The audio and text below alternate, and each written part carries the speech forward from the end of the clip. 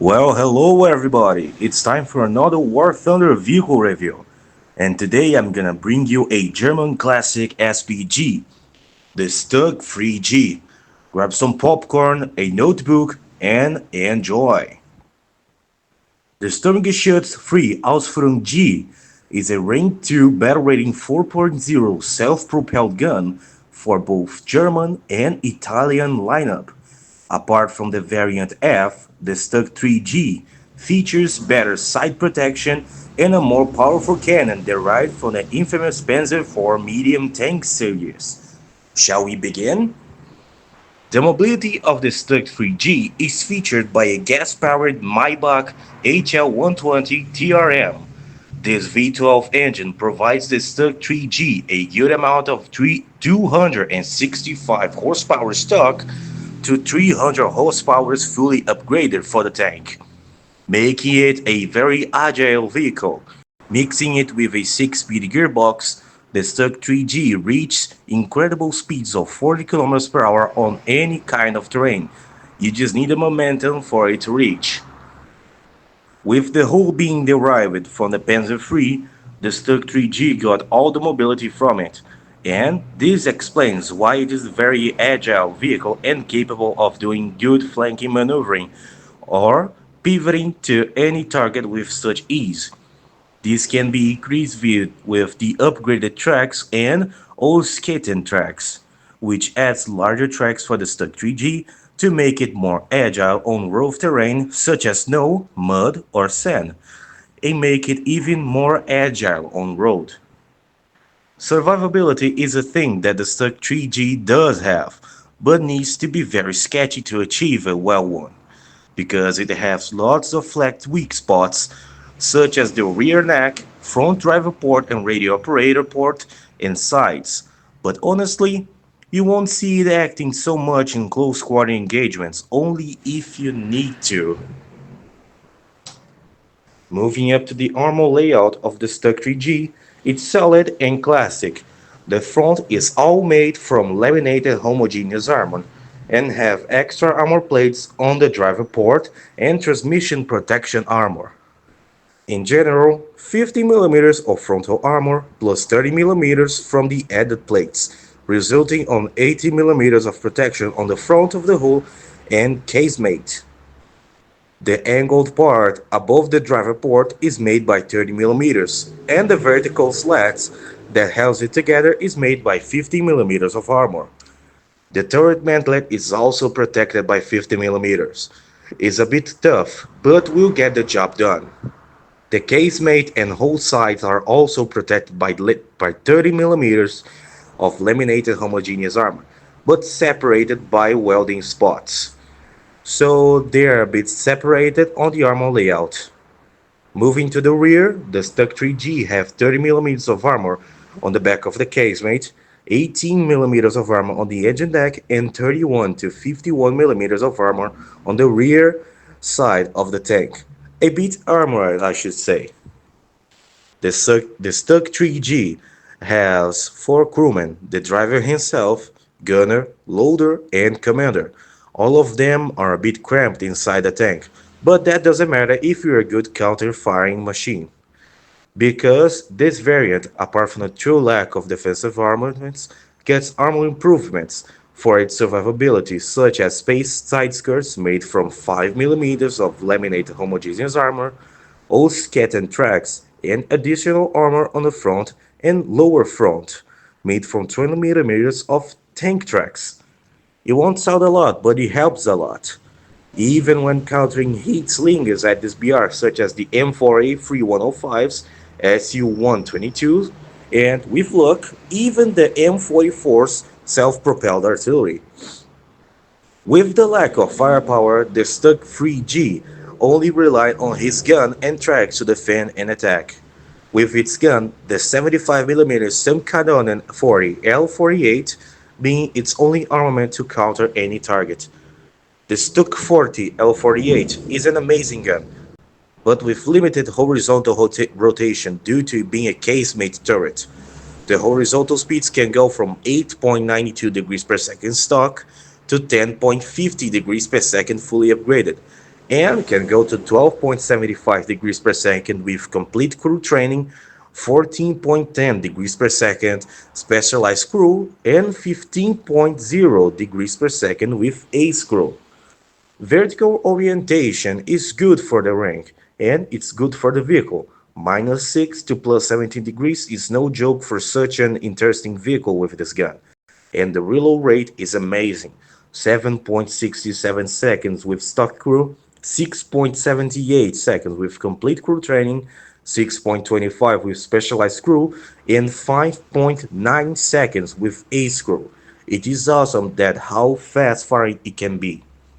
Moving up to the ammo of the Stug 3G, it has 5 distinguished types of ammunition, starting with the Panzergranaten 39, a armor-piercing capped ballistic capped shell that can pen 145 mm of armor at point blank to 93 mm of armor at 2000 meters. It will be your primary round for everything you do, whenever you are fighting a heavy tank or an anti-aircraft vehicle. Moving up, we have the Sprenggranaten 34, the high explosive shell for the Stug 3G. It won't be too much useful against any type of tank or SPG, but some of them are open top, and it can fight lots of AAs that think they are anti-tank, such as the BTR-ZD, Z-12, Leopard 40, or, even they are crazy, the Crusader AA. With only 10 millimeters of penetration, you just rely on the amount of explosive mass, which is 686 grams of TNT. The Holodyngranaten 38B is a high explosive anti-tank round for the Stug 3G. It mixes the penetration of the armor piercing and the explosive mass of the high explosive into one single shot, but the penetration isn't that great. Only 80 millimeters of penetration at any capable range for it to act, but the TNT equivalent of almost 1 kilogram. It does damage, but you need to be a bit crazy to use it extensively. Panzergranaten 40 is a armor-piercing composite rigid shell, and the only to keep penetration above 100 millimeters at 2000 meters and almost 200 millimeters at point blank. Since it doesn't have explosive filler, it just relies on the kinetic energy to incapacitate modules if well penetrated. It's fast and can act very precise at 1000 meters of range, but I only recommend it to destroy modules, not vehicles. Due to the lack of defensive smoke launchers, the Stug 3Gs received the Kanonengranate Rotnebel, or smoke. It doesn't have explosive mass enough to kill orbital vehicles, but you can try, I'm not judging. But it has the ability to hide your traces and help you reposition yourself, or blind the enemy with your smoke if you aim directly at him. In my personal experience, using 20 to 25 rounds of your kind will help you survive the battle. And if you're defending a position that you have an advantage but is running out of ammo, you have the ability to drop a ammo crate for you to reload your ammunition and go back to fight. The Stug 3G is an astonishing vehicle and will get its job done for any means necessary. If you're fighting on close quarters, stick with your team and help them with your quick firepower. If you're on the field, stick to a good hold-out position, track distance, and start intercepting any target you see. Always keep in mind that some vehicles are more agile than you, and you need to prioritize them before the sluggish ones. If you couldn't kill it, ping on the map and tell the location if someone's near it to counter. It's time for the final results. I'm starting a more diverse result by doing the addition of every weight of every stat it has and divided by the amount of stats I mentioned, which is 5. Mobility, survivability, defensive armaments, firepower, and ammo variety, according to the rank, era, and battle rating of the vehicle. The mobility receives 8.5 out of 10. It's an agile vehicle when it comes to speed and repositioning. Survivability is 7.9. The armor is considered very thick for a tank like that agile, and helps a lot when fighting over long distances with other tanks when your firepower is that useful. Defensive armament is 6.9.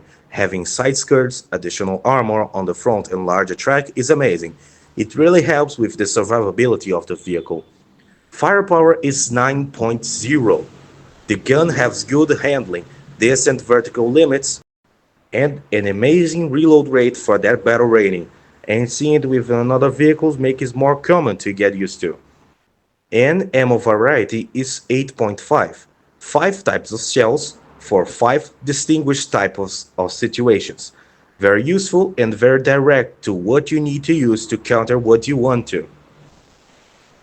Adding all of this up and divided by the amount of stats, which is 5, the Stug 3G receives a rate of 8.16 stars out of 10, which I'll move up to 8.2, because if a number is above 5 or below 5 in advanced math, you need to round it to the next decimal place, be it 1 or 2. So if he received 8.16, there is nothing more fairer than make this value more precise, 8.2. Well, I really hope you guys enjoyed this video, guys. It took me a while to find a good way to make it even more interesting, and looks like I'm going for the right way. I really hope you guys enjoyed this video, and don't forget to leave a like and subscribe if you're not already. If you had a favorite vehicle, whether it's premium or not, tell in the comments to see if I have it or not, so I can make it a review of it. Oh, and a small challenge for you. How many times I said the vehicle name in this video? It's just to see if you guys watch it to the end. With that being said, I hope I see you all around, and I'll be waiting for you on the next video. Bye!